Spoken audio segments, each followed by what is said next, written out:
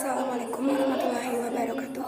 Perkenalkan, nama saya Hilwatul Wahdah dari kelas 11 akuntansi 1. Tujuan saya membuat video ini yaitu untuk menceritakan dengan singkat latar belakang didirikannya FOC. Latar belakang para pedagang Belanda mendirikan FOC pada tahun 1662 adalah ambisi Belanda untuk menguasai rempah-rempah agar dapat bersaing dengan bangsa Eropa lainnya. Oleh sebab itu, Belanda mulai melancarkan ekspedisinya untuk mencari kepulauan rempah-rempah. Sekitar 3 tahun berselang, usulan tersebut terrealisasi dengan terbentuknya FOC pada tahun 1602.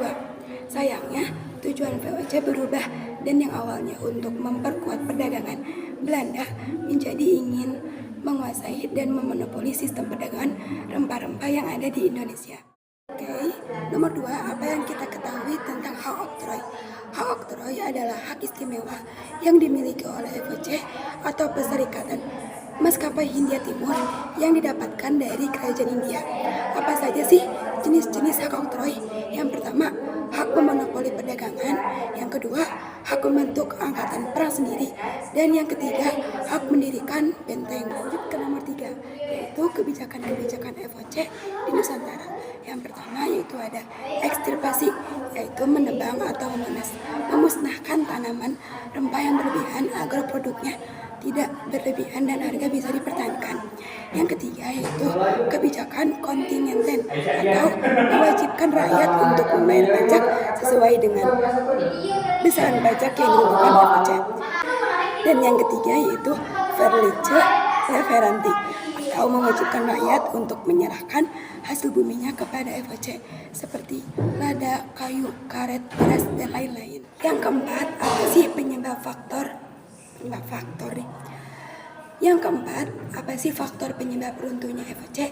Yang pertama, karena adanya praktik korupsi yang merajalela.